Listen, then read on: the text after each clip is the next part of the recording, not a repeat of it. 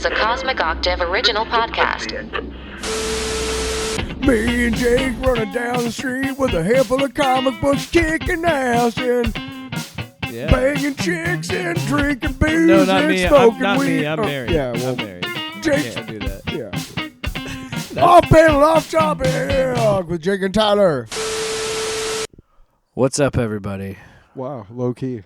Yeah, super cool. Hey, we're just sitting here. Pretty sure this is episode 250. We're at the Masters. Can you believe it?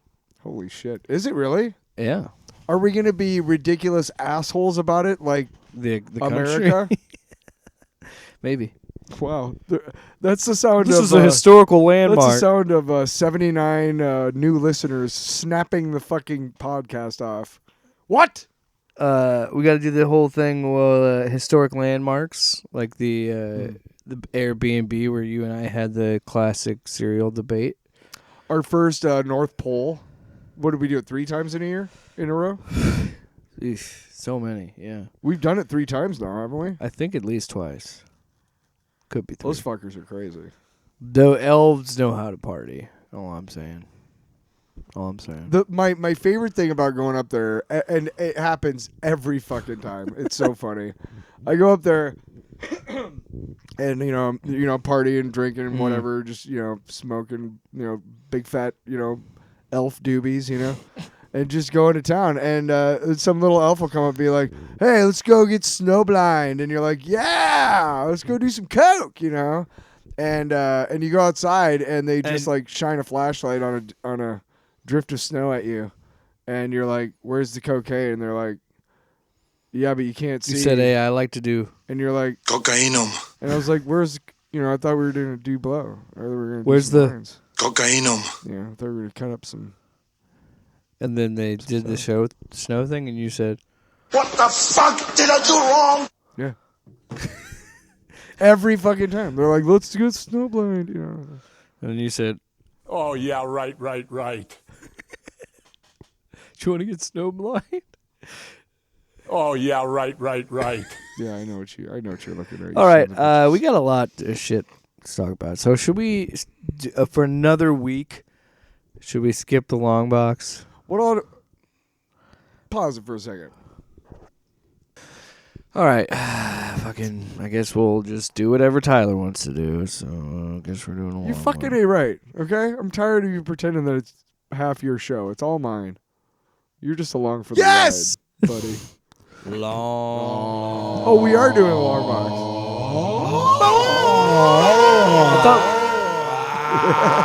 So it's a long box. Who's going first? I guess I'm going first.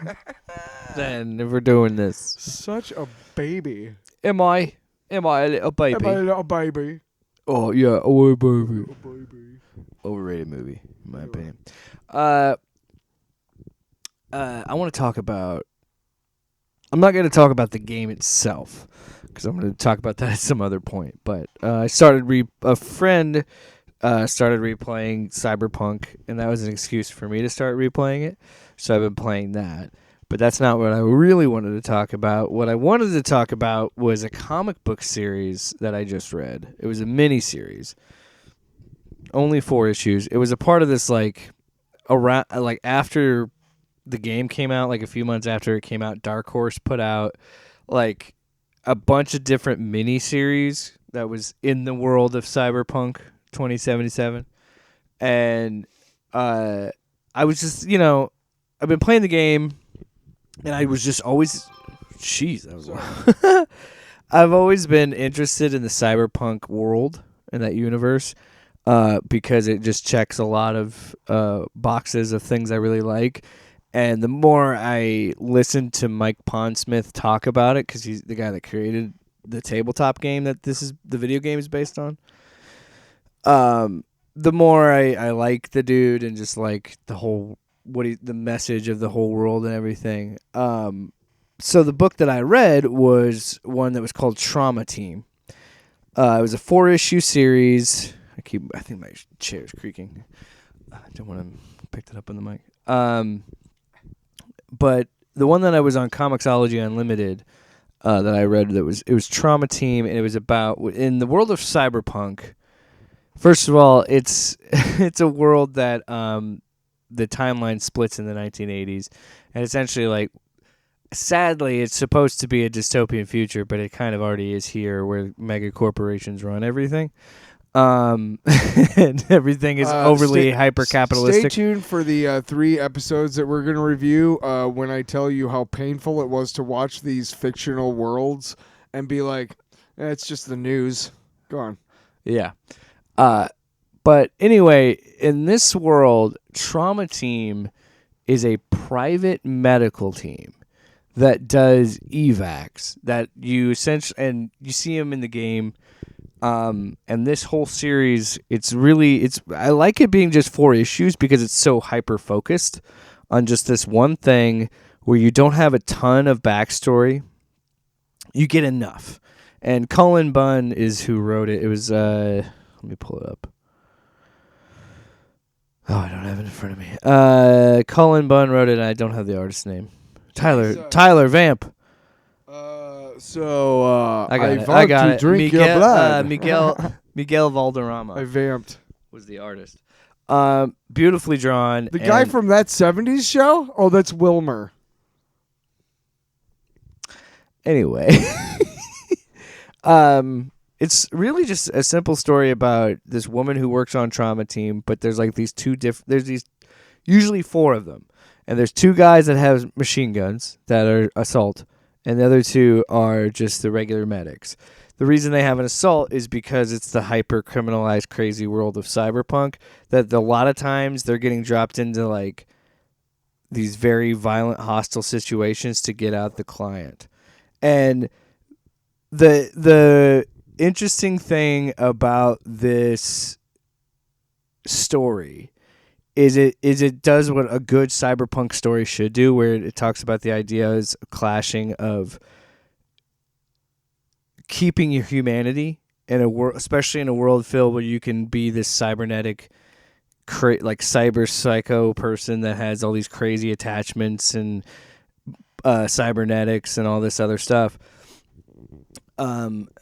It's important to remain human and keep your humanity. And like the whole it's a simple story of the main character just dealing with, they tried to do an evac and it went horribly wrong and everybody on her team died but her.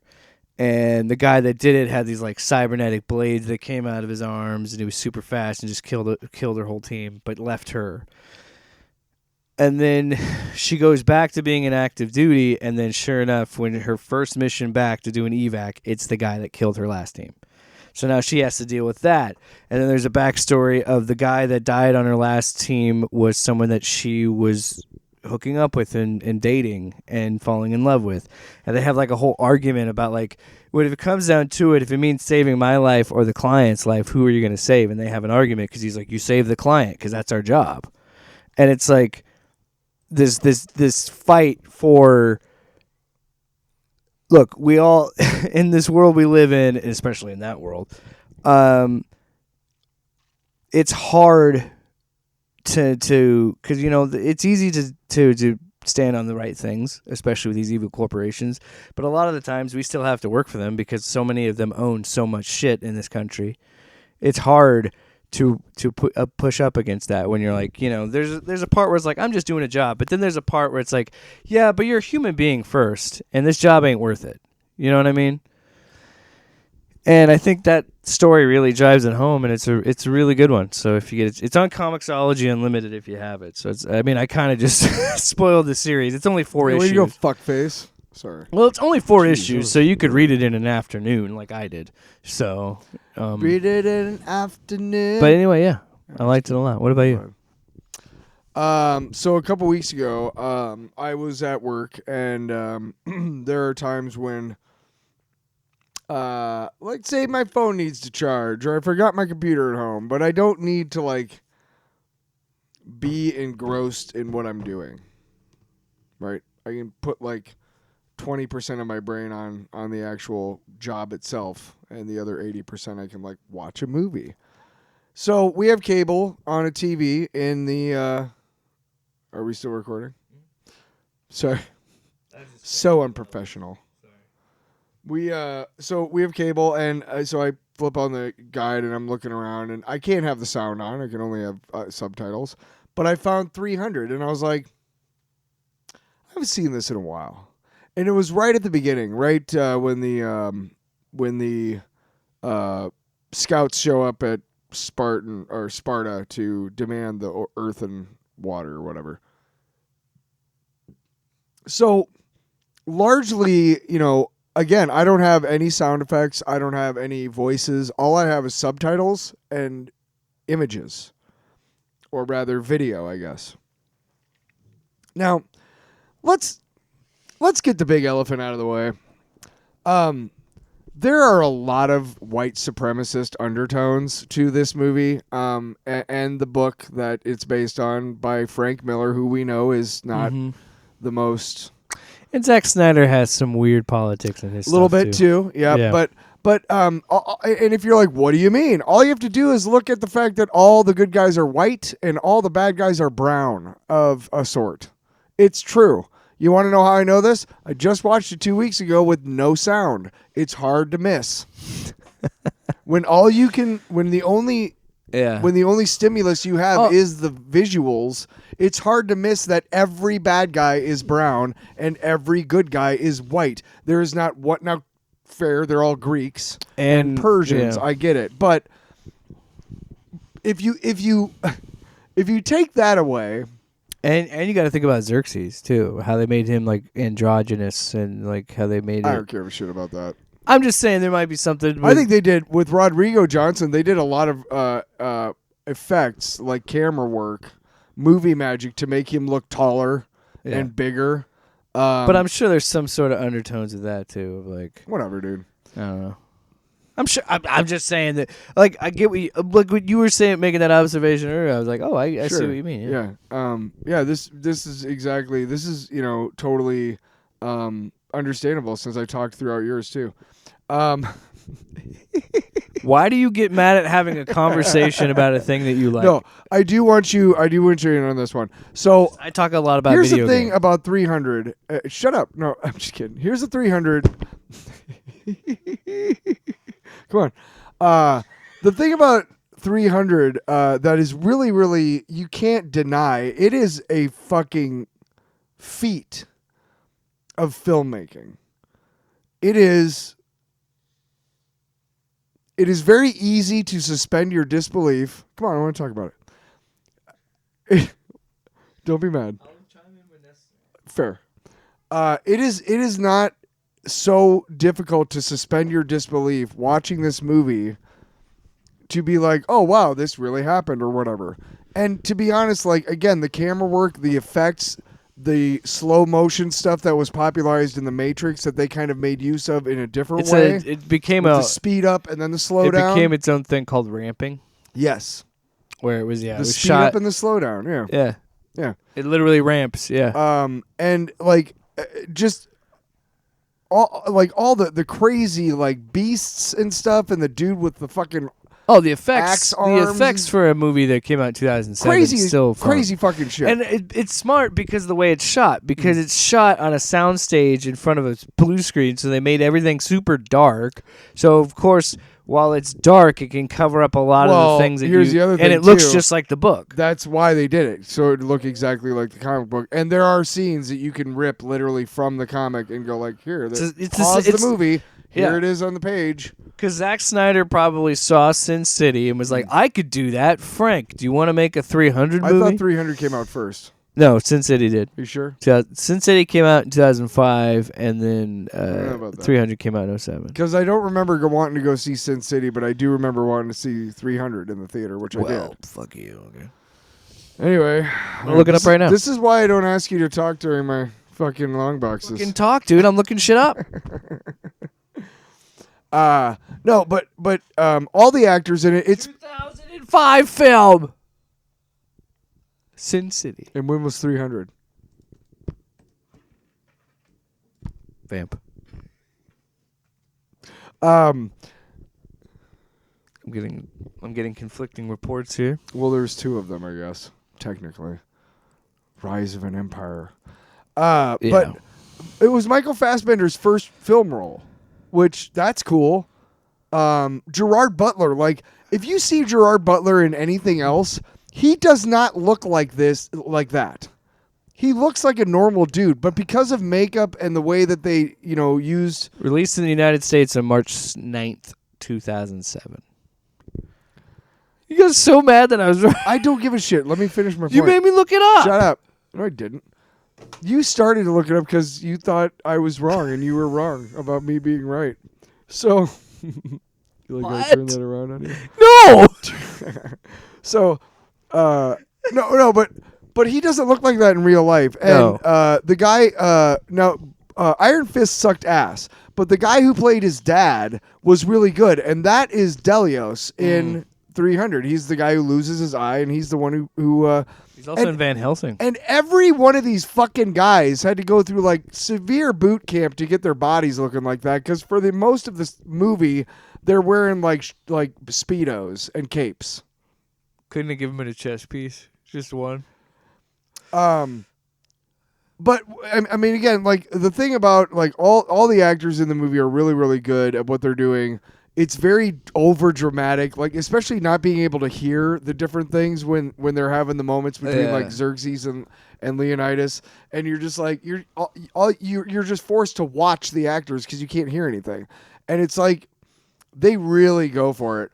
His veins are like popping. Gerard Butler. This is Sparta. Yeah, he's.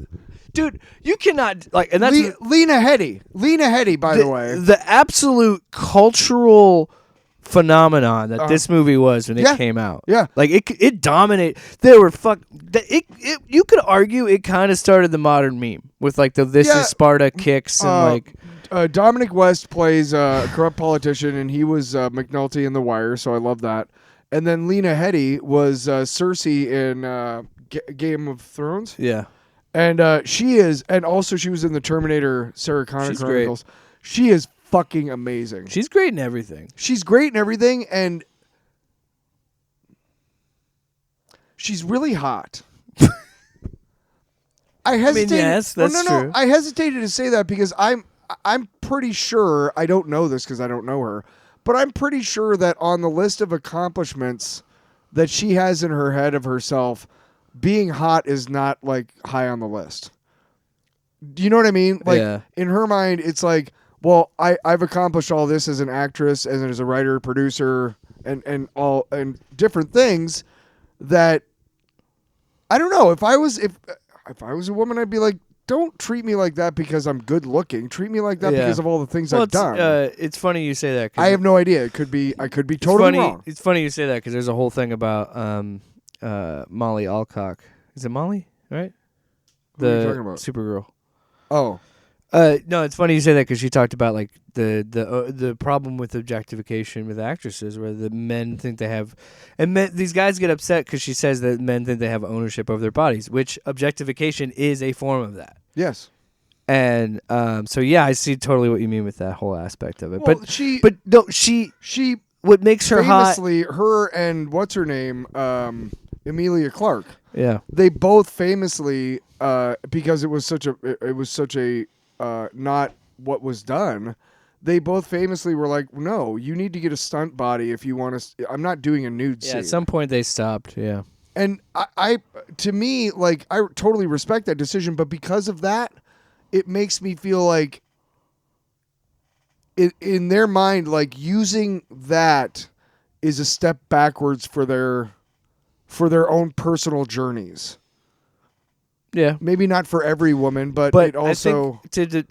I think every woman in the acting profession. Can I just say something? Don't you think like Can I just say that I think what I find I'm trying to add on to your point. What I'm trying to say is as well what makes her attractive is because a lot of the times she plays roles where they are these intense, strong female characters, and that's what makes her attractive. Yeah, I'm attracted to strong females. She was also the fucking villain of Dredd. Remember that? Fuck yeah, she was awesome in that. Yeah, see, she's great in everything. Dude, she is really good. Yeah, she was psychotic in that fucking movie, dude. She's so good at being a villain.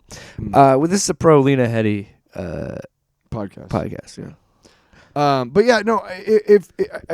I totally understand that. A lot of women in a lot of different fields, especially ones that are not don't have a lot of representation for women, which, let's be honest, there's not a lot that are. Yeah. If I'm a woman, I might think in my head like, hey, I got to make sure that I'm doing what I need to do for the women coming behind me, after me. I want to make this better for them. And one of the things that Emilia Clarke and Lena Headey said, and rightly so, was for too long, women have been told if you don't get naked, you're not getting the part. Yeah. We're going to change that. We're going to base it on the acting skill, not how good my body looks or whether or not I'm willing to take my shirt off. And the ratio, and you don't shot. ask nearly men. A lot of the times, you don't ask men to do nearly as much nudity as women. And I'm totally. I am totally okay Hang watching. some brain, dude. I am totally okay watching a movie where the only nudity is just a bunch of dicks. I think it's most of the time it's in comedies. Like fucking The Righteous Gemstone had his whole fight scene where one guy was fully nude, and it was one of the funniest things I've ever seen. I can't remember what movie it is, but these guys show up at a party and it's a bottomless party. Just vaginas and wieners just hanging out. Yeah. Can't remember what movie it is. I think I know what you're talking about, but I don't remember. They're trying to find something, and We they're should, on a road trip of some sort, or they're on a mission. Do you have anything else you want to say about 300? No, just that, I mean, again, the thing that sucks is it's kind of hard to get past that white supremacist shit, because it's right there. Yeah. But if you are willing to overlook that really kind of awful moral issue, it's a great fucking movie. Yeah. It's a fun movie. It still holds up. It's a very fun movie, but, extremely historically accurate, dude. The most historically accurate. Yeah. The battle happened, but a lot of the other shit is all just Frank Miller shit. Yeah, but come on, like, dude, I mean... That's what makes it fun. That's what makes it fun. But he did a really good job of it. Yeah. No, I enjoyed that movie. It's fun. I didn't bother the sequel. I have 1,000. Oh, by the way, 1,000 it had a archers sequel. aimed right at you. Then we'll fight in the shade. Oh, so good. They will block out the sun. Then we'll fight in the shade. Or when he does the whip, and you see the tip of the whip, and then it's coming around, and he like dodges it. He's like, and then his hand just. Or when Gerard Butler's like, oh, I'd love to bend my knee, but I'm just too tired for killing all your men. I'm cramping up. Don't know if I'd be able to stand up again. Good shit. See, like some of that shit, I'm a man, and I love a good fucking bloody action movie. A row. You know what I mean? Fuck yeah. Fuck yeah. Speaking of bloodiness, let's get into. Let's go to the boys first. 'Cause I wanted to do Daredevil because that's only one episode. Yeah, but boys is way more bloodier. Well, yeah, but okay, we can ramp up to the bloody. Let's do Daredevil first. Just fair. No, it's fair. I'm just kidding. All right, so episode 4 is now it's around the whole thing where Mayor Fisk is continuing his campaign plans of the New York Born Again, which makes me laugh. Also, I didn't know this, but they're getting a season 3. Huh, okay. I thought that this was it, but okay. So yeah, go ahead. Because I wanted to say that when they first announced it as an 18-show season, 18-episode season, then they said, no, we're breaking it up. Splitting it into, but there was never any talk of, hey, once this is over, we're done with this shit. There was never any of that talk. So it was never also explicitly stated we might continue. Yeah, they never said either way. So to be honest, and to be really brutally honest, I don't think any of us really wanted to ask the question. Because we were just like, yay, we have some. Right. Don't fuck it up by asking. We literally just wanted Vincent D'Onofrio and Charlie Cox to be back, and then we got that, and we were like, all right, fine. Are we going to get a season 3? You know what? You're not getting season 1 and 2. No! Wait! But here's the thing. Is season 1 and 2 all that's going to be? You're not even getting that. No! See? We felt bad about asking. So now I'm knowing that, and knowing that I think that Daredevil and is... doing what I know, and knowing what I do about the Daredevil doing... There is a possibility that Daredevil... You don't know what you're doing. Hold on a minute. Hold on a gosh darn minute. Hear me out. Hear me the fuck out. A literal light bulb turned on over his head. So you know that shot in the trailer where Spider-Man, his eyes like go black, and he's fighting the hand ninjas. It kind of looks like a prison, right? Could the end of that movie be Spider-Man busting Daredevil out of prison to go fight the Hand? So could it be that somehow Wilson Fisk wins? So why? Or because I'm saying, are we gonna set it up to be because they both have beards? This is so stupid. But they both were asked about facial hair, and they said there was a story reason why they both look the way they do. Who were? Vincent D'Onofrio and Charlie Cox. Oh, okay. So I'm thinking, does this end? And I'm just spitballing here because we're halfway through the season. I think that, are we setting up that they're both going to be like, they're both going to end up arrested? I don't know. Why did this come in your head now? I'm sorry. My brain started spinning. Because we were talking about a possible season 3. Because I'm thinking of the end of this episode. Because where she dies? Yeah. What about it? Because now I think Kingpin's going to be unleashed, and he's going to get so much worse than he is now. Well, what did she say? What did the governor say to him or to her? Hey, can you keep him under his darker impulses in check? I can't support you, but I can support you him and Mrs. Kingpin. So yeah, that whole thing's going to blow up in his fucking face now, because now he's going to just be, I think he's going to be the bigger dictator than he already was. And now he's going to straight up, but here's the problem. He can't hunt Matt like he wanted to, because he's like, I need you to bring him to me. He is a hero. Because if, say, he wants to expose him as Daredevil, now he's a liar, because Daredevil's a terrorist.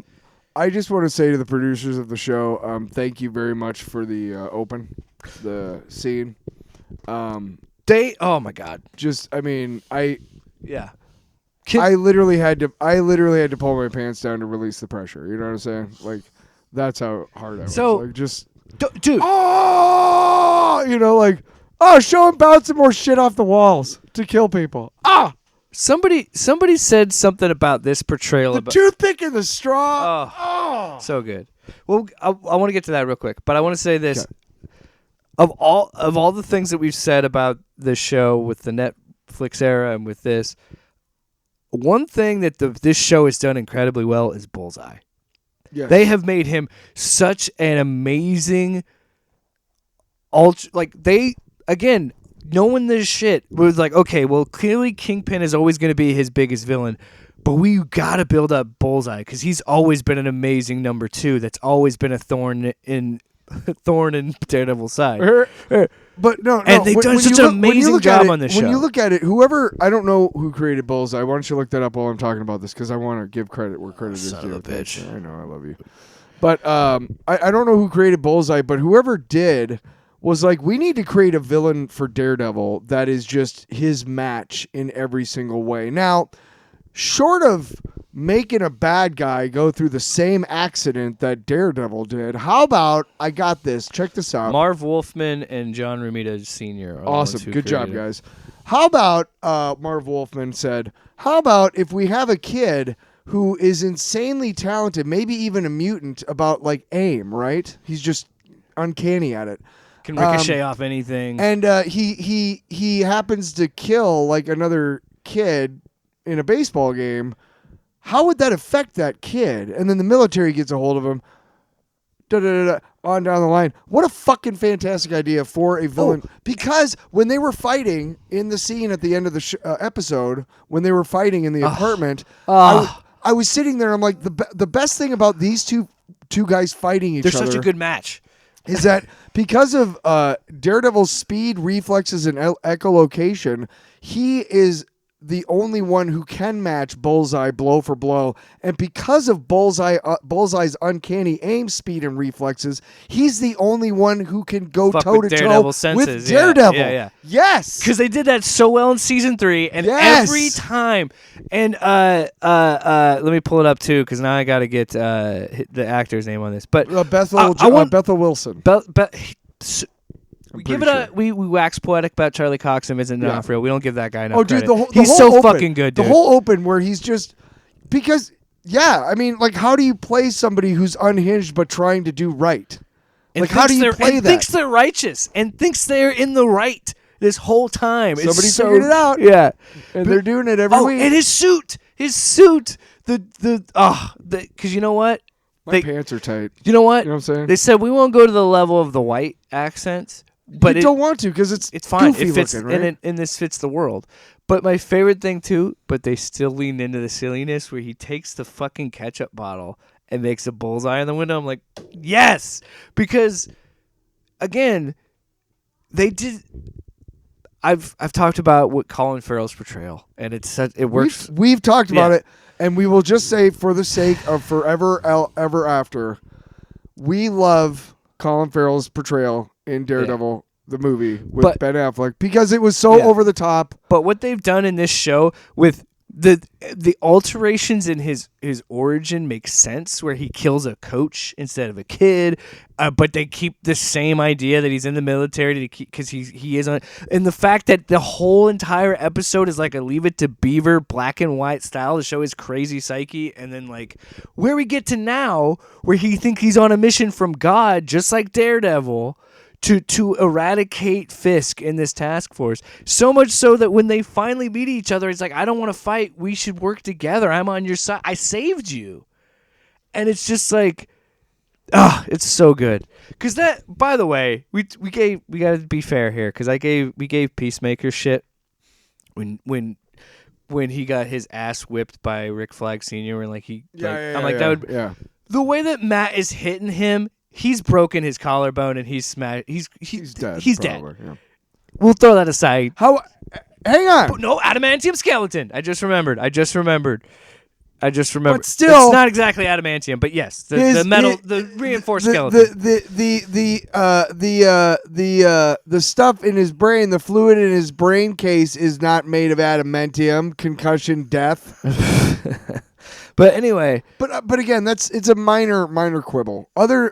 Overall, this episode, I'm a little disappointed that we didn't get any what's her name, Dr. Glenn, because she's nailing it. Oh yeah. But they might have bigger plans for her. I know they're gonna try and make her Muse. Maybe they're saving her for season 3. I was really hoping that somebody among the show writers would be like, no, we started her with Muse, but we turn her into Typhoid Mary. I am really hoping, because she's perfect for the role. She looks like her from the comics, even. Yeah. Anyway, I give this episode is just continuing the excellent season 2, which has renewed my faith in the show, because again, but for me, I told you after I finished watching The Boys, I was like, we right now, this whole thing, with The Boys and Daredevil, and I think there's another show coming out soon too. That's gonna be, I think it's gonna be really good. There's The Punisher coming out. The Punisher, and then all that stuff.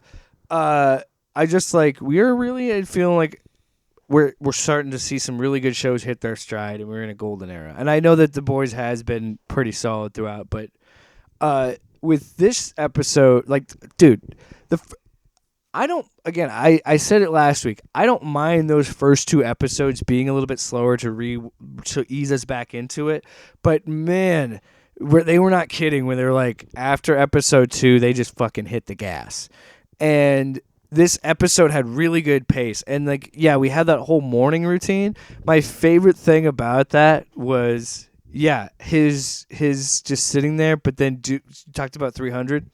Very much love the ramping of his throws, where you see him stop and then you see him throw the thing and it just bang hits a dude and takes their eyes out, and that whole fucking fight scene was great. And when at the end when he's talking to the guy and he takes the forks and he throws them and the guy falls down as he's trying to leave, and then having a dog in a restaurant is very sanitary.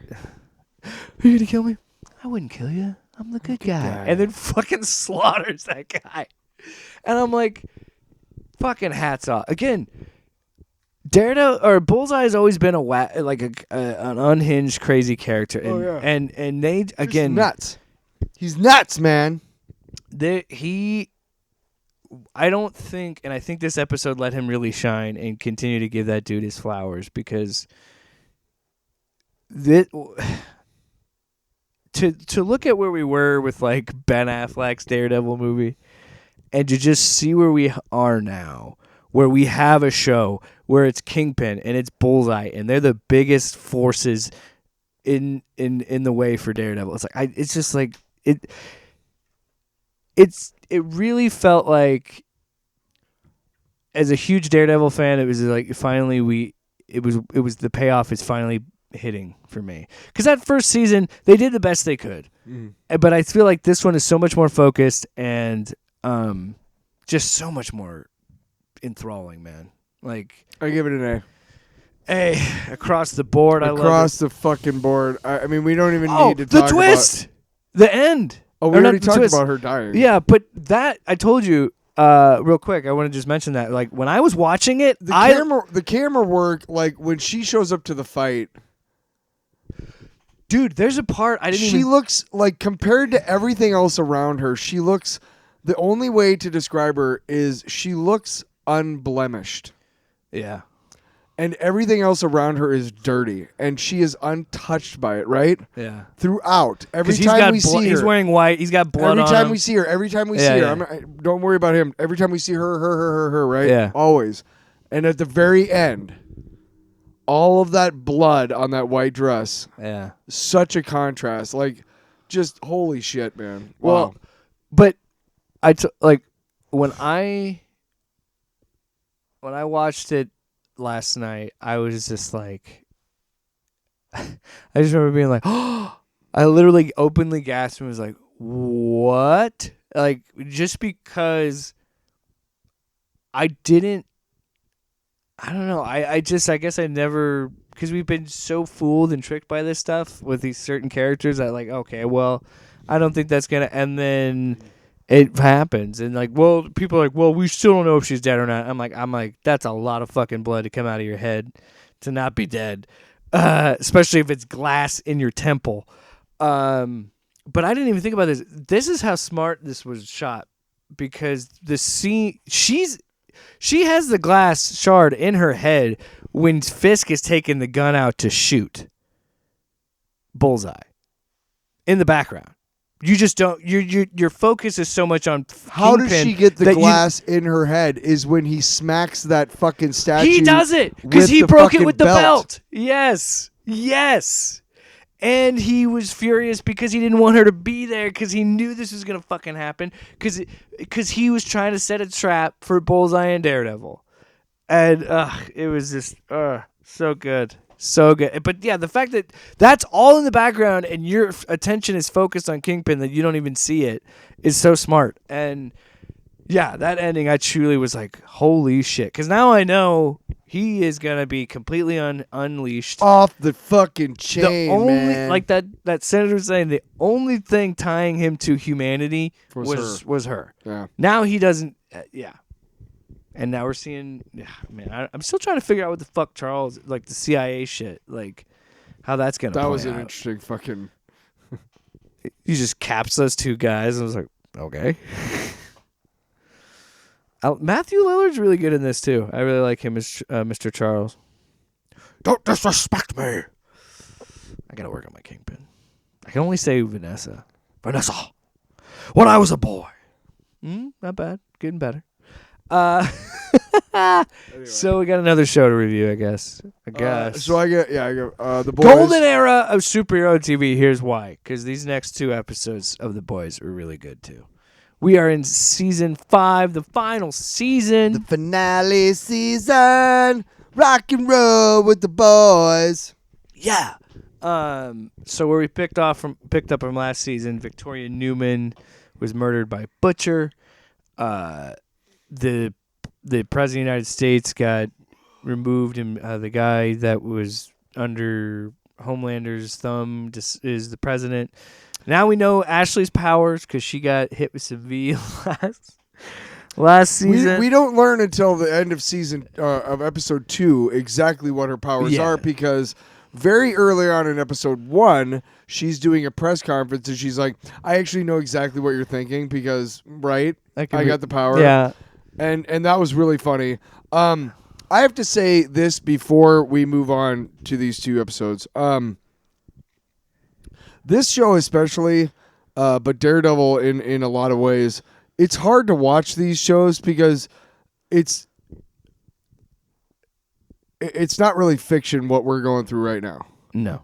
And so it's really hard to watch these shows because it's like it's really hitting home. But that also speaks to the quality of these shows. Now, having said that, anyway, we come back and we see that the three people are in freedom camps, and that is exactly what they will look like when they show up because they're going to be here any day now. Also, because they were captured at the end of last season, so now we know. So it's also like a year jump. Yeah. From so last Starlight, season A-Train are still on the loose, but Mother's Milk, Frenchie, and Huey are all in a camp. Butcher's on the loose too. Homelander is literally just. I mean, look.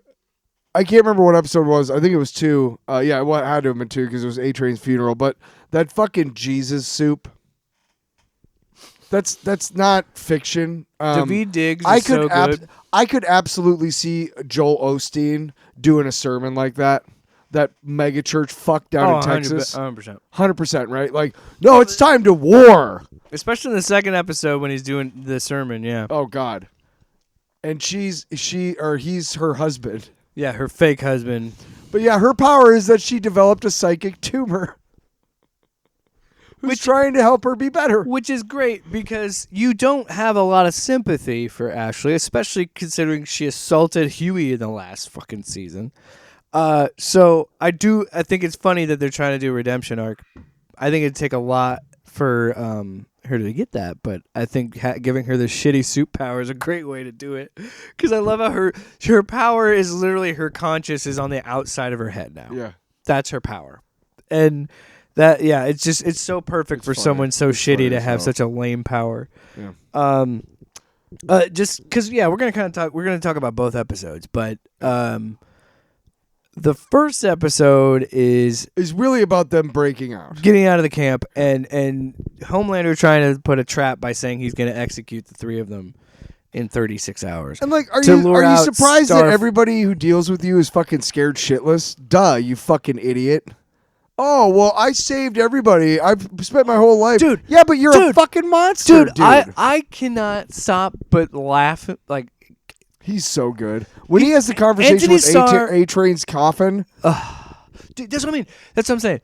Is what I love about this so far in these 2 episodes is like everybody that's like rebelling against him is just, they keep saying like, when you are associated close with someone like him, you're dead. Everybody ends up dead. And like eventually it takes one little thing to piss him off and he's going to laser your head to smithereens. And he almost killed Huey. And that's what I'm saying. It was like, what's amazing about it is he's such a whiny little bitch and will never take. Why is everybody leaving me? Because you keep fucking killing people, you idiot. And you think you're better than everybody else. And you literally had a tantrum on TV where you said, you need me to save you because I'm better than you. And granted, some of it's not his fault because it's fought. But getting to that, the entire season starts off with him doing a shareholders meeting, and somebody or Starlight and somehow beats Noir, which is great. And I love her in this firecracker outfit. Also, Noir's not talking for some reason. I think Noir is a wild card. Noir and Ashley are the wild cards in this season, and they are going to be the linchpin. Either one of them or both. They are going to be the linchpin in what happens in this episode, in this series. I'm wondering if they're going to somehow make it to be the comic book twist where Black Noir is the Homelander. Black Noir what? Black Noir is a Homelander clone in the comics. And he was trying to just be the one that did the really heinous stuff. But they're not really doing that. We know that the newest one is a dude because he used to talk. But could it be somebody else? It's possible. That's what I'm saying. I'm not saying it's going to be the Homeland clone. We don't know. It's been a year. Anyway. I don't think they're going to do that. But so Starlight and they get into the shareholder meeting and they upload the video of Flight 37 from like season 1. Yeah. And That's what I love about this. It really so he feels like turns the end. Everything is tying in. he turns around and he literally starts to power up his lasers because he's like, I gotta kill everybody in this room now. And Sage is like, no. Very similar to Daredevil, where it's like Vanessa was the thing keeping Kingpin. Sage is the only thing keeping Homelander together. She is. But here, 'Cause she's the only one that can handle him. She's fucking losing control because nobody She's can getting control power him for hungry long. now. Well, no, nobody can control him for long. Yeah. You can't keep him happy because he's never going to be happy. Yeah. Anyway, so that whole thing, and then we see like all the deep fake, and this was deep fake, and all this. I mean, again, like it stands for artificial intelligence, and then she's like, "Is this what they call the uncanny valley?" And he like has no fucking clue what she's talking about. Did you see the long pause and then they cut away? Yeah. And then they cut. For those of you who don't know, uncanny valley is what they use to describe. There's something about the eyes, I believe, is the one tell. Yeah. But there's something about eyes that AI fucking tech bros are all hopped up about bridging the uncanny valley. And to them, I say, go fuck yourselves. We should not bridge the uncanny valley. We should make sure that we can tell what's fake and what's... By the way, if you're ever watching YouTube and you get an ad that says, hey, does this look like AI slop? Tell them no. So they stop working on it. Because all that shit is just for you to train their AI to make it look better. So if you get any of those, always say, nope, I couldn't tell it was fake. And maybe they'll stop working on it. They will. They'll keep working on it because they suck. But that was what was really hard, was that whenever they had the news shows and things and talking about, like, you know, what they're doing. Dude. The deep... The podcast segment. The anal fucking... the anal tanning. Oh my, yeah, tanning his balls. And it even says, no, his taint, his perineum. And they even said on the bottom, Don't like, do it. Prolonged exposure causes anal cancer. And we also see For Butcher. bros, by bros. We also see Butcher go and basically murder his dad. We don't see it, but we go and see him, you know, they're all going, and you're living with ass cancer. You're thriving with ass cancer, you know. And then, so basically, the episode is about Butcher getting everybody back together. Mm-hmm. And look, we know it's a trap, but we got to get him out anyway. So we meet the worm, who's also a screenwriter. You want to go to the shithole, ladies? Well, the fucking part where he's writing for Jack Reacher spec script, and he's like, yeah, with the big, you know, they say about guys with big hands. Like a big cocks. cocks. And then Butcher shows up and he's just eating dirt out of a plant.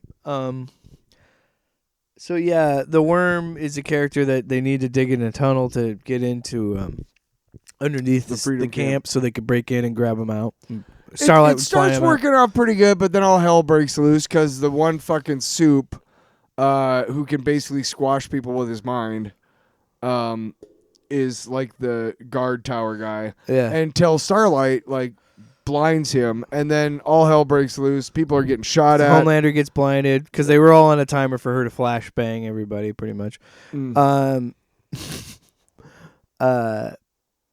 A-Train shows up to save the day. Appreciate in the next episode. So A-Train shows up, saves everybody, and that's where we have the confrontation. It made it easy for Frenchie and Kimiko to get out that she got lasered in half. Yeah. I forgot about the part where he's like, "Oh, she brought up half. Is it growing back? My vagina is wet and tingling." Oh my god! Because she's starting to talk more, and then she keeps saying shit that she doesn't understand. I want in my brain, over and over again, the scene, the 3 seconds of Karen Fukuhara going, "My vagina is wet and tingly," over and over again. I need that as a drop. I hope someday. Man, you know, I hope someday. I watched that movie. I think she's married though. But yeah, I have such a crush on her anyway. And now she's talking, she's even more badass, so it's like, oh. Anyway, sorry. Sorry, I think she's hot. Before A-Train shows up, he has some character moments. Yep. With his brother. And then which, the you know Deep what? shows up. I should have known. You've been bitching since we left L.A. Yeah. Oh, yeah. Sorry, go ahead. Fucking. You were talking about. We gotta give Anthony Starr credit. Who's the dude who plays fucking the Deep? Because he's amazing too. Yeah. He's always been great in this show too. He's just an unbelievable shithead. But yeah, he rides into their hideout and he tells a shark to shut the fuck up. You've been bitching since LA. Xander, shut up. Anyway, I think it's like Cameron something, isn't it? Anyway, the character moment was really cool because I should have known then when they were trying to like wrapping up that storyline with his brother. I'm like, I should have kind of gathered what they were doing because it was a really nice thing to be like, hey, yeah, you were a shithead, but you have redeemed yourself. You started the whole show by running into Huey's girlfriend, and Huey did forgive him. And said, I forgive you because he, like everybody around A-Train is acknowledging like, hey, you are on the run because you stood up to him and you stood up to the bullshit. You finally did it. You finally stood and you're actually finally becoming a hero. You're actually helping people because they play back the scene from the last season when he talks about saving mother's milk and he's like, that's the best I've ever felt doing this. Yeah. Actually being a hero. Yeah. Because the kid sees him. Yeah. So of course it's his redemption arc. So now we get to the part where he runs in because you know what we've never had a scene like this with A-Train. The slow mo scene in Super Speed. No, we haven't. Which is I mean I will say this. I'm glad they didn't draw it out because look, the 2 X-Men movies overdid it. So I'm glad they just kind of made it matter of fact. You can only do it so many times. Yeah, and it was quick, but I hope that I die with that much badass and dignity. That badass dignity. Like just laughing at the dude who's killing you. Like you were such a fucking because he grabs him and he pussy. Straight up tells Homelander, he's like, you ain't You're shit. Nothing. What was I afraid of? He goes, what was I afraid of? And he just starts laughing. He's like, you're not. While he's snapping his neck, he's laughing at him. Because he understands. He goes, you're nothing but a fucking bully, and you're weak, and you're nothing, and that pisses him off. R.I.P. A-Train. That continues his descent, and what we already know about him is that he is a bully and he's a bitch who can't open up to his own actions, and then in his own rage snaps his neck and kills A-Train. And even worse, afterwards he thinks, well, the only thing I can do here is get my dad out, which is great. Did you fuck me? Some kind of incest thing? No, is it Jensen Ackles? Yeah. Hats off, man. I don't know what you were like in real life, and I never watched Supernatural, but Soldier Boy is probably the best, one of the better characters, even though he's not in there. Because I love how Huey's like, you talk a lot about guys and jizzing. Kind of weird. And then he says to him, like, you ass clout. He called him a jizz mopping, jizz swelling. No, it was it was something like, it was something very gay. It was something like cum guzzling anal queen or something. Pirate. It was butt like pirate. Cum guzzling butt pirate. It's something like that. Yeah. And it's even he's like, what? Right after he tells him, like, yeah, he's like, what the fuck? No, first of all, they have to go after the parody of the Thing, which is Rock Hard, because they're gonna use the super virus that we know about from Gen V in the last season. So they're gonna try and use that to kill the Supes. Yep. And so they're gonna test it out on a lower rank. He's like, we're gonna do a try run. So yeah, but he's really powerful. He's this is episode 2, by the way. He's almost as indestructible as Homelander. So they're like, okay, let's try it on him. I want to talk about, because we're gonna jump around anyway, and we have been.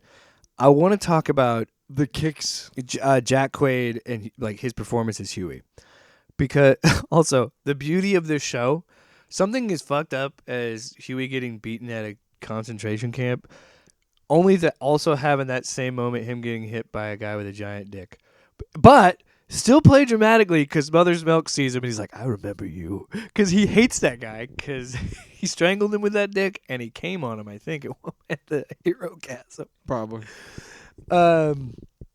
But his whole thing with Butcher, where him being like, when Butcher's like, come on, don't you want this? Like, this is the plan. He's like, he's like, what are we doing this for? Because he like, similar to how their relationship plays out in the comics, where he's just like, How are we any better than them at all?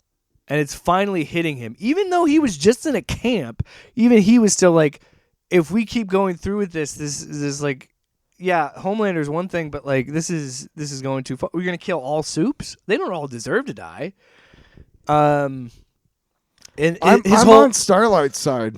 10,000 people for $8 billion. And let's be honest, based on how the show is portraying people, when you have the V, you tend to go fucking crazy and you tend to be a shithead. So It's almost as if humanity is full of shitheads. So yeah, there's the conflict because Starlight was doing a lot of shady shit in that year. She was killing a lot of people, doing a lot of things, trying to keep the revolution alive while Huey was in prison, trying to get him out. So she's not proud of the shit that she's done. So she's like, maybe I deserve to die, and maybe we all deserve to die, and we shouldn't have done this. Even though most people that have V wasn't their choice; it was their parents. Yeah. Most people of her generation, yeah, and older. I mean, and they literally created fucking Homelander in a lab. But I just like his performance is so good, and the fact that if you've ever been in a relationship, you've had that situation in the car where he's just like saying, "I'm not gonna let you lose yourself." How much of humanity is left? Yeah, I think anybody that's been in a relationship has had that conversation where your partner's down or you've been down, and you've had those conversations of like, I'm not going to let you lose yourself. You know what? I'm here to help. I'm your partner. like that conversation in the car, but you know what? My favorite Huey moment of these first two episodes is his talk with Homelander in the camp.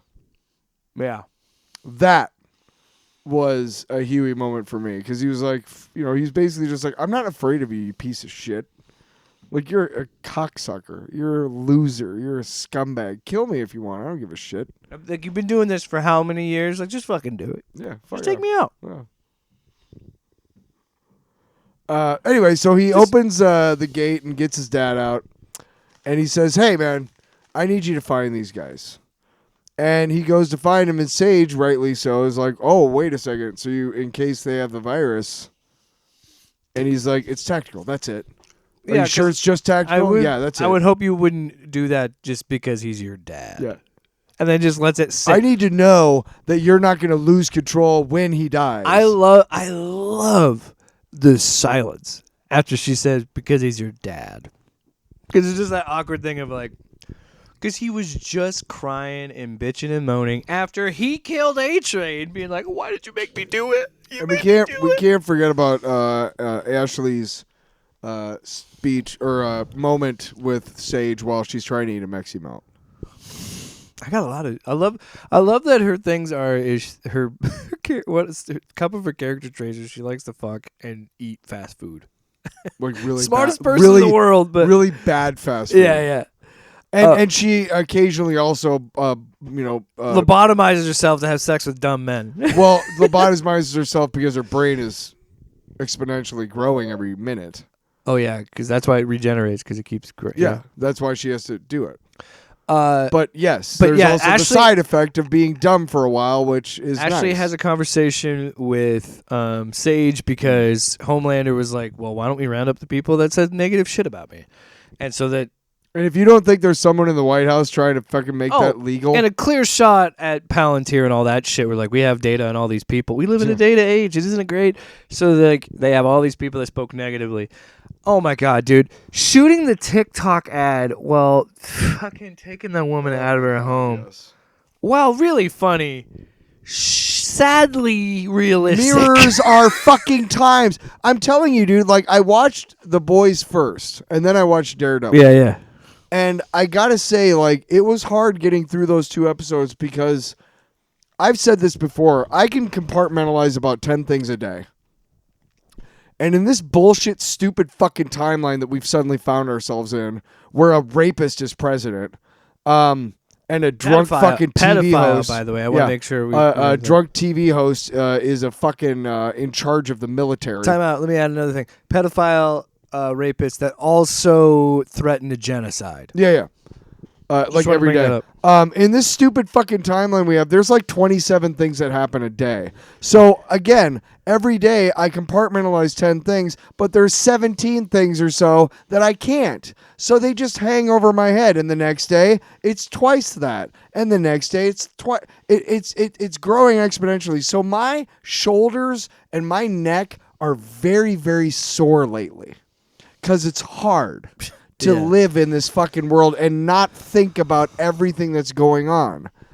And as good as these shows are, that is why it was hard to watch, because it was like, this is way too close to what we're dealing with right now. That was another joke I liked in the car when Mother's Milk was like, you know, they make like $50,000 for one of these. What? I like how most of the time when he like when he saw Kamiko, he goes, "Oi!" Like every time he sees it, "Oi!" No, she was like, "Oh well, because the only thing you ever say is oi, oi, oi, cunt, cunt, cunt." I liked it better when you didn't talk. Yeah. There's as much as it's also a pro Lena Headey podcast. This is also a pro Carl Urban podcast. Continues to kill it as Butcher. He's great too. And I love. Can we get a movie with time out? Hang on, can we get a movie with Carl Urban and Lena Headey as like a badass couple that like just I don't know just kills a bunch of people? Well, they fought each other in Dread because she was the bad. Yeah, but did they have any scenes together? Very little. He throws her out of the building. That was pretty crazy. No, I'm saying like that's the problem is that they were Well, both you want really them to be good a at couple, but you want them to share the screen more together. Is what you're saying? Yeah, yeah. I see what you mean. Because they are like the two best actors of our generation. I don't know about that. I mean, they're great. I think just, Michael B. Jordan look, would like to have a word with you. Look, folks, I don't know if I can put that label on people. All right. I don't know why I went that voice. Anyway. I take it back. My favorite Huey scene was at the end of episode 2 when they gas Rockhard and the other teenage kicks guy that was there, and Soldier Boy, and they watched them die. Also, I knew Soldier Boy wasn't going to die because they were all cuffing up black shit, and I'm like, he hasn't coughed up anything, and he's just laying there. So it's not strong enough to kill him yet, to kill Homelander. So now we got that dangling for the rest of the season. Yeah, so guess what? The current iteration is not strong enough to kill Homelander or Soldier Boy, and it is not contagious to humans. Huh. I wonder if they keep making it stronger enough to kill Homelander and Soldier Boy, if it will become contagious. Could hurt humans, because that's what Butcher's It's gonna... almost like I'm sitting in the boys' writer room right now. Oh, yeah. So anyway, but as that happens... They're like, you fucker, how'd you know? Huey, Frenchie, and Mother's Milk watch them die, and they come out of the room because they can't take him... The rock guy's too big, so they can't move him, so they kill him in the teenage kicks crib. And we got to see so they leave. She-Line's litter box with a big old turd. Oh, my God. Let's not forget about the Countess of Crows. I'm the Countess of Crows. I'm the Count... Yeah. So, yeah, Mother's Milk takes pity on her because even Starlight's like... Which is cool. She's got to die, too. I'm like, Jesus. Well... but again, she saw them, but and she's going to report them to Homelander. Mother's Milk understands that she's kind of been manipulated into this whole thing. Yeah, just like a lot of people. And like she used to have 10 crows, and the cat fucking chick ate them. She-Line. So fucking weird. It's almost as good. Who was was it Wolfjack? Was the dude who like was hunting the kids in Gen V? Huh? The guy who was like Dog the Bounty Hunter, but he was like a wolf. Oh, I don't remember. God. But that just makes me think of that dude too, and he's like, "Hey, baby," to the dog. But the end of that, which made me be like, "Okay, this is probably my favorite Huey scene," is when they get out, and they're like, "Yeah, they're all dead," and Butcher goes, "Oh, I wish I could have seen that," and Huey looks at him without skipping a beat and goes, "No, you don't. No, you don't." It was awful. To also be like, this is fucked. Like we are creating a bio weapon. Yeah. I'm all in. Let's go. Everybody's killing it. The show is So again, I'm serious. Golden era to go from Daredevil to that. Like, just we're blessed. We're blessed with good superhero TV. But it's again, it's too real. Right. Well, that's the thing is like, look, escape. Right. Yes, it's escapism. That is what entertainment is about. But Yeah. when you see and like this is real stuff. Like people are actually like living their lives like these shitheads in the Kicks crib. Is Kicks? Yeah. Or the these fuckfaces the who task are like force shit in Daredevil, the literally, people like, rounding people up in the boys, like it's the same shit. It's really happening. They're fucking using and you're all eating it up. Tyler, all of us are eating it up. 3 months ago, we saw a woman get shot in the fucking face. Yeah. We saw a man get shot in the street a few days after that. I'm surprised there hasn't been any more. Although to be fair, it's probably because they haven't been filmed. It's not even been a year since I saw fucking Charlie Kirk get executed. Like people it's amazing how fast people forget the really violent and heinous And shit. it's been like a year and a half since Trump faked getting shot. You fucking morons! Sorry. Damn it! No, you should have waited. I'm sorry. I didn't have I'm sorry, you knew but what I wanted. I saw so many people on Twitter who were like, "That's my president" the day after, and it's because of you fuckfaces that we're dealing with. I stand this now. with Jesse. You ever hear of a blade job? That's all I gotta say about that. But I give A plus A. I mean, all of it, all the TV I watched today, Yeah, even great. though it was a lot. I loved it all. A plus. So now we have. We're gonna take a break. We're gonna take a potty break, Yeah. and we're gonna come back and we're gonna do some books. So listen to my buddy Arnold. Oh, Stick around. You dare say a word? Gotta play the sounder first. I could write a book about what you don't know.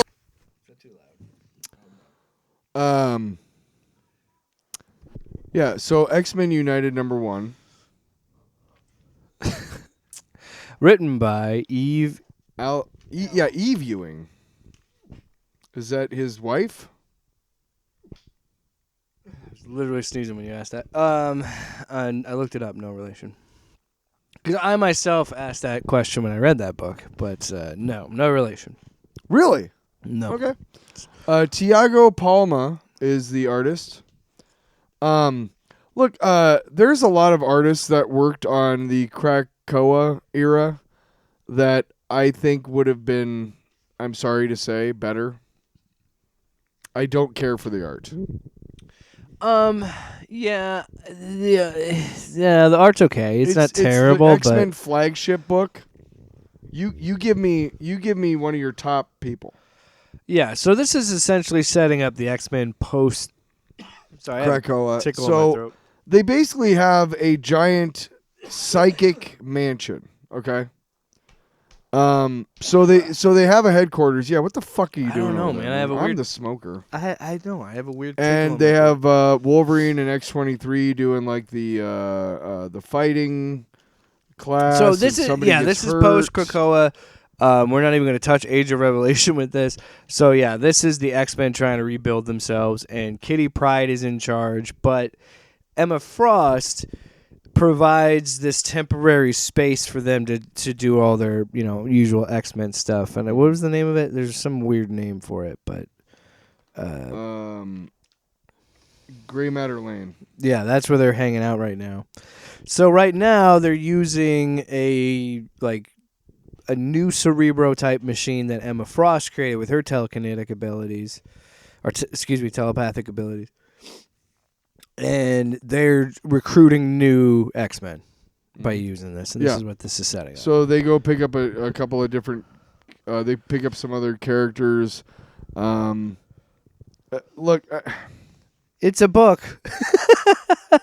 It's not bad. There's some cool character moments, but overall, yeah, Cyclops burns down the school apparently. well, the thing that I thought was interesting is Cyclops is clashing with Kitty Pryde and Emma Frost because he's like, we need to come up with a plan because I've been doing this X-Men thing long enough. Yeah, I've been doing it longer than you guys. I know that mutants are never truly safe, so we need to figure out something, and we can't be hanging out at Gray Matter Lane this whole time. Yeah. this is what I hate about comic books. So this is current continuity, but the Cyclops series is as well, but it's like, I don't know. Because No, the Cyclops series is, along with this, they don't mention Gray Matter Lane in the Cyclops series, but in reality, Cyclops is not really bought he's not into on the X-Men. He's not bought into the Gray Matter Lane thing. He's pretty He's much got access to it, but he is physically in Alaska with Hank and some other people. where he left off in the Cyclops series. blah blah blah. But it's just weird because I understand where Scott's coming from. I don't think he blew up the school. I think that's a bait and switch for the next issue. But I'm not buying next issue. It's a book, you know. I don't want to sound mean or anything, but it wasn't a book that really frustrated me or angered me or anything, and it wasn't a book that I was like, wow, this is fucking amazing. I mean, it was a solid, entertaining X-Men book, but like you said, I don't think it's enough for me to come back. So I give it a C, very average.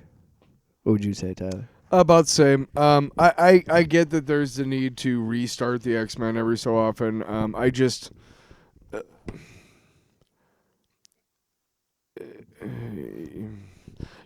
to be really brutally honest, the first new idea that came out of the X-Men that made me really sit up and go, I want to pay attention to this and read this, was the Krakoa shit. It was an original idea to me that like the X-Men, like Or the when they X-Men, terraform Mars, planet side. they of X-Men? terraform Mars. Yeah. They made all these. They made like this pill that kept, took like- care of all of human illnesses, and they kept sold reviving it. themselves, and They the gave it pods and away. shit. Yeah. Oh, it's fucking ridiculous. Hoxpox was awesome. And of course they got to fucking and the end it Krakoa at some shit. point because the X-Men can't be happy. Well, it's comic books. None of these characters can be happy. The Mortal Thor number 8 is another Magni. Hold on. Sorry. I could write a book about what you don't know. Respect the process, sir. Um, So Mortal Thor number 9 or Number number eight. 8 is focusing back on Modi. Asgard and Magni. Fucking every time. It's And, Modi and I Magni. even Those said are it the like two. 5 seconds ago. Hey, man. He's got 2 sons. One's named Modi. One's named Magni. Amora, the 50-50. Enchantress, goes to the Greek gods apparently to get a special arrow. Yeah, she and talks to Athena. How does the mortal poem go? I shot an arrow into the air. Oh, I and so love the arrow flew. I love this setup Mhm. of every bottom third of the page. You see that arrow It's like travel. the bottom like eighth of the page. Whatever. You know what I'm honestly. saying. It's really You know what I mean. fuck you. But every page has a panel where it's going through the book, Yeah. and it's you're following it as well as you're reading the story.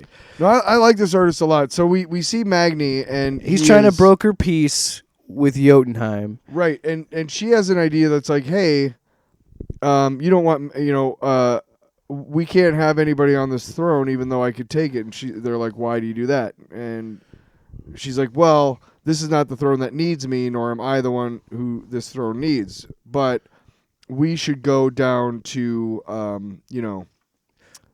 Muspelheim. Look how it's spelled. Just because it's a U does not mean it has to be you. Oh, here we go. I'm Norwegian. Shut up. Maybe I am. You don't know. No, you're not. Maybe you don't. You can't say that. What if I do a 23andMe and you find out? Yeah, let's do that so they have your DNA so they can recreate you as a slave in yeah. 20,000 years. Why would they recreate me? Given my genetic history, I don't think they You'd would. be the court jester? Make this So- pudgy man. Make So, me pudgy man. Make me so laugh. he goes down there and he has a fight yeah. with the Jotunheimers, the Muspelheimers, and he gets all the way. Muspelheimer. They get all the way to the throne room, and what ended up happening is that The whole Jarva. Yeah, the whole plan was to get her on the throne there. Right, but it works because now there's peace between Jotunheim and Muspelheim. Yeah. And we finally see Arin, regent of the Hearth's fire. Yeah. Yay. Hottie. Just kidding. Yeah, yeah. The daughter gets freed, which was a big thing too. And so they're like, So "Sweet, this she is takes exactly, yep. and she'll take over Jotunheim on that throne. So Let's yeah. take yes for an answer here. Glorcus 9 wasn't built in a standard day, that's blackjack. And Magni's like, "You are right, Blackjack, as always. I must not look a clean victory in the mouth." That's the spirit. Nobody died, right? All's well that, and at the end of its long journey, the arrow struck. And it hits fucking Blackjack right in the face and kills him. I shot an arrow into the air, and when it fell, it struck a hair. Because Enchantress believes to build him... To get him to take over the throne of to Asgard, be the king of Blackjack has to Asgard. be gone. Take away his thing tying, he needs to be focused on being the king of Asgard and being the new Thor and having the I gotta Odin be honest, force. like this was a really, really good issue. Yes. and like I liked it a lot. I did not realize how much. To me, Blackjack was kind of a throwaway, like dumb character, and like when he gets killed, when he gets it's killed, like, I was bummed. Yeah. It was sad. I was I told you, I was man. like, this is gonna break your heart. Sad. Just like when we do Absolute Batman 16 in a week or two. You mean 18? 18? Fuck, I don't know. Yeah, we're on 18 Didn't now. we already do it? Yeah, we did it before Wonder Woman, I'm pretty sure. Before where he gives up on his mom? When he takes Ivy, when he crushes Ivy's heart. Yeah. Yeah, it's a B. I give that a pretty solid B. I give it an A. I like the artist. The artists on both parts of Mortal Thor, I really like. I like the artist who does this stuff because there's a clean line work to it that I really dig. But I also like Pasquale Ferry, who does the rest of it, who does the Sigurd Jarlson stuff, because it's very stylized, but also really unique. Yeah. So I like both artists, but I give it an A because, look, I'm a sucker for Tales of Asgard. Also, the credits are also for the books are also in the description. We forgot to mention the other ones, but it's fine. Yeah. So we got one more book, and it's this one. I could write a book about what you don't know. We forgot to mention we saw Mario Galaxy together. Not bad. We'll talk about that at the end of the show. Yeah. I just want to talk about how I'm kind of leaning towards going to see this movie. What? I kind of want to see the Masters of the Universe movie. Oh yeah. I was actually thinking when I went to see Project Hail Mary, I was actually going to see Hoppers. I was looking to buy tickets to Hoppers because that looks really funny to me. Yeah. And I heard it's one of their best. When I went to Fandango to get my tickets, it was like, oh shit, Project Hail Mary. So that's why I went and saw that instead, because I was like, I'd rather see that. Yeah, because I read the book and whatever. All right, so Martian Manhunter, Absolute Martian Manhunter Number 10. We're not that far Deniz away. Camp and Javier Rodriguez. Yes. Yeah. So this issue is He's basically fighting against who I thought was a woman, but it's a dude. All issue. the hippie guy. The hippie guy, yeah. Who attacks Rainbow. He attacked Rainbow. I love that too. Uncle Sam sent me. Because he looks like Rambo with the headband. But Good. I yeah. didn't get that. So Rainbow assaults the bar that John is at, as he's also rejecting the other Martian that's in his head. That's the negative Martian. While that's also happening, we also find out that his son is still under the influence of the white Martian, is influencing his wife. Her inner thoughts are constantly, I will make him happy. Do whatever he wants to make him happy, pretty much. So that's how he is controlling people. But you said you felt like this was finally clicking for you, and this was finally making sense. Well, look, it's a standard story. You got the hero is under attack by this guy who's like, look, man, he's basically telling him, look, you're a fucking commie, man, and that's an alien, and there's no fucking way that I'm. And I've had the fucking Martian vision too, man. Yeah, man. We gotta eradicate the planet of this shit. So I'm thinking he was infected with the white Martian or something like that, and that's kind of because I'm pretty sure this guy was in the series before, if what I remember, but. Yeah, but I was just curious of what made it click for you this time versus last. I think the last just few the standard issues. story is that finally we see, well, and it continued the very end where the one fucking fly and he's running after it. The black Martian is running after it. Yeah, and he can't catch it. Oh, right I love before this. he blows him away. Yeah, and he just becomes. he just becomes the guy that he was supposed to be. Yeah, John finally accepts who he is. But and that's what I was talking about with the last issue, talking about identity collapse. And this whole other Martian is all of his negative thoughts that I think that whole thing was meant for him to understand the important relationship that he had with the Martian, with the original Martian. And that was in goodness. Excuse me. Now we have all three of them. Yeah, so now they're all three involved because he eventually does reunite with the Martian because he finds where they've been holding him and kind of busts them out and has the fight with the agents. Yeah. And at the end, we're seeing the side effects of Tyler being under the influence, and she's Beatrice. Beatrice? I think so, yeah.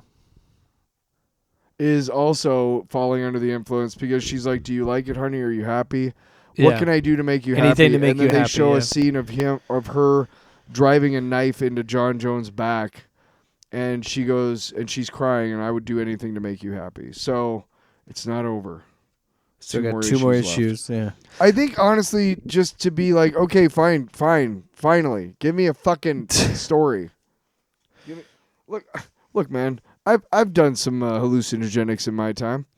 I've smoked some dope in my time. I like some abstract art. I like tripping my balls off, but at some point you got to be like, where's the story? And at some point it was just issue after issue of like, look at this really pretty art, and we're at the same place at the end of the issue as we were at the beginning, and it feels like we're getting somewhere now that it's getting to the end of the series. Yeah, I do think that there are some things like I risk sounding pretentious, but this feels like You've never had a problem with that before. But I hate the idea to be like, well, have you read certain things? But there are some books or some comics that I feel like you get more out of it reading it a few times. Yeah.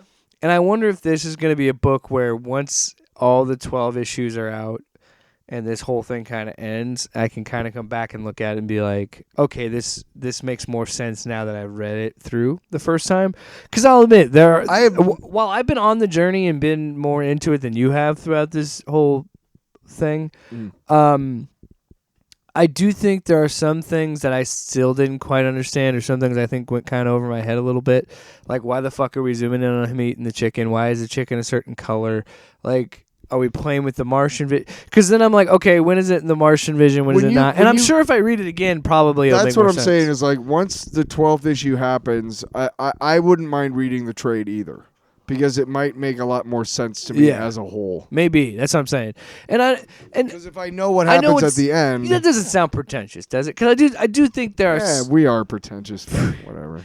No, I think that. Yeah. Well, in general, if you've read a book before or you've watched a movie before or whatever, when you watch it again, if it's really good, you'll pick up things and find things that you didn't realize were there or didn't think about. And I think that this is probably a book there that when I read it again, I'm like, oh, that's what he was doing I here. talked That's about what this a couple weeks ago. I watched a show called Just Shoot Me. I've watched it billions of times, over and over and over again. I've seen every episode 100 times.